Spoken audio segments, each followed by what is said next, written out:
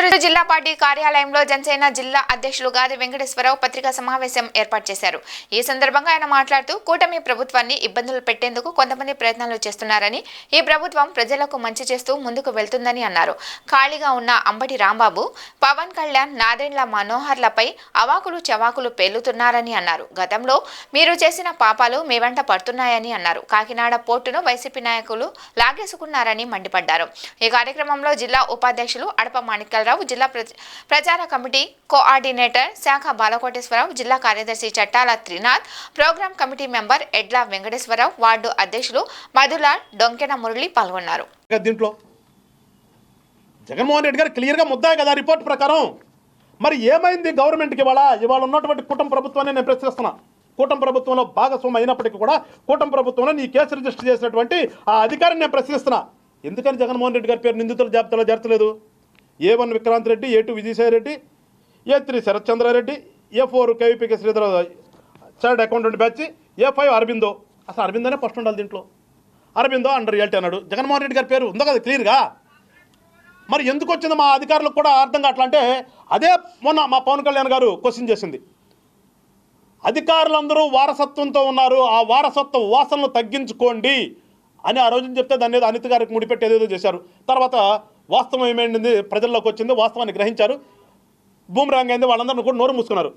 ఇవాళ ఇదే అధికారులు అడుగుతున్నారు, కేసు రిజిస్టర్ చేసినటువంటి సిఐడి వాళ్ళని, జగన్మోహన్ రెడ్డి గారిని ఆ ప్రైమ్ ఎక్యూజ్డ్ లిస్టులో ఎందుకు చేర్చలేదు?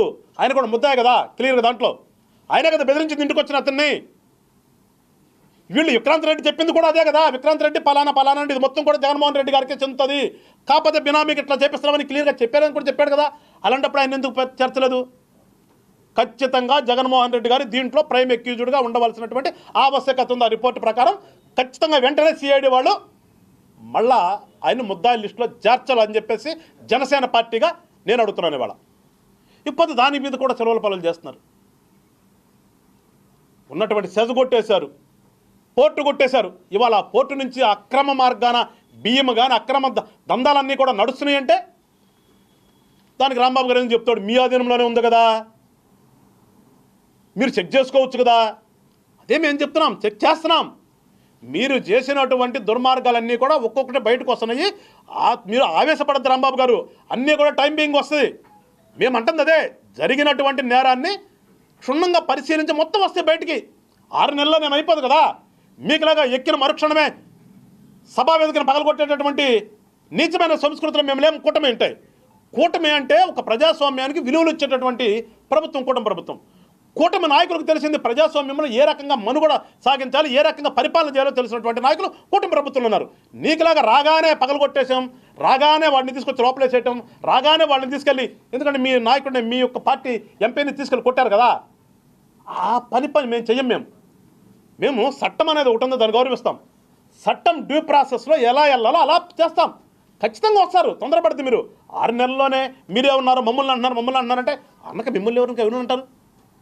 ఏం మేము చేసాం, ఇదేమని చెప్పాం? కేవరావు గారు వాళ్ళు రిపోర్ట్ ఇస్తాక తెలిసింది ఏం చేశారనేది చూసాం. 104కి 108కి కూడా అరబిందోనే కదా. అరబిందో మేము పోయినసారి వీళ్ళకే కదా. జగన్మోహన్ రెడ్డి గారు వచ్చిన తర్వాత కాంట్రాక్ట్ ఇచ్చాడు. ఇవాళ ఏం చేస్తున్నారు? ఇవాళ మేము నడపలేమని చేతులు ఇచ్చేస్తున్నారు.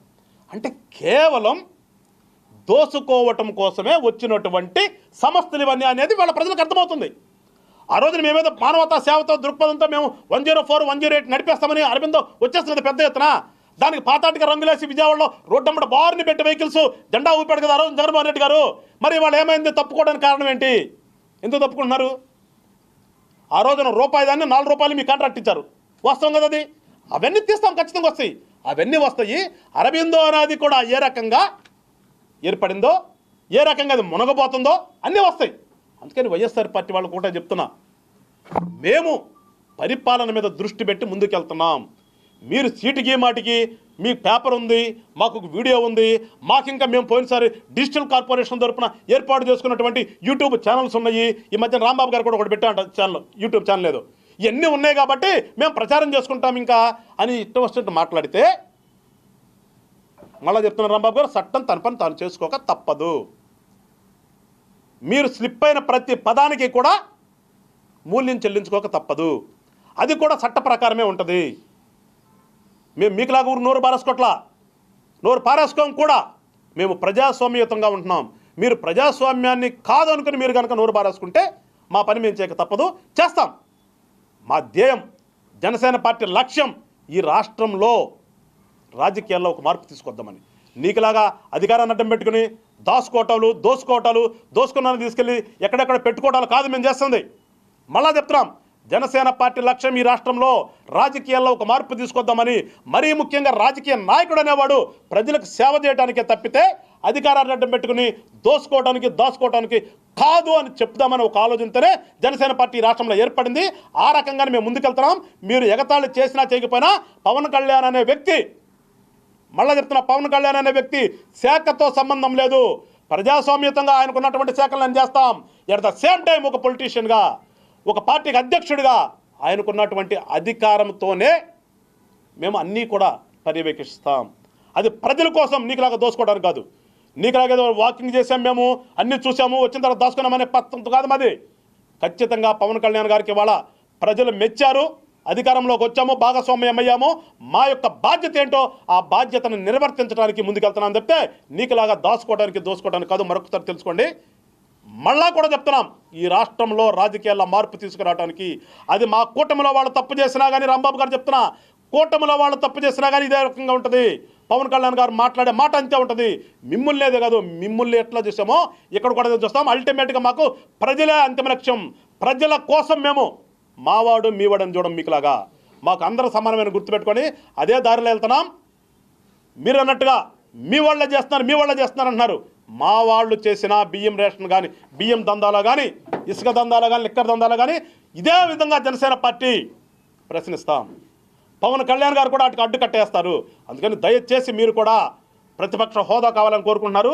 ప్రతిపక్షం అంటే బాధ్యతాయుతంగా మెలిగి రాష్ట్రంలో ఏమి జరుగుతున్నాయో వాటిని ఉన్నటువంటి అధికార పక్షానికి చెప్పే ప్రయత్నం చేసేదే ప్రతిపక్షం. అంతేగాని మీకులాగా గతంలో చేసినటువంటి వాటిని వెనకేసుకొచ్చే పరిస్థితి కాకుండా మంచి ప్రతిపక్షంగా మెలగాలని చెప్పి మరొకసారి వైఎస్ఆర్ పార్టీ వాళ్ళు కోరుకుంటూ, అదేవిధంగా రాష్ట్ర ప్రజలందరూ కూడా చెప్తున్నాం, జనసేన పార్టీ ఏ సిద్ధాంతంతో అయితే పార్టీ స్థాపించామో, ఏ లక్ష్యంతో అయితే రాజకీయాల్లోకి వచ్చామో ఆ సిద్ధాంతం, ఆ లక్ష్యాలను తూచా తప్పకుండా ముందుకెళ్తాం. ఖచ్చితంగా జరుగుతున్నటువంటి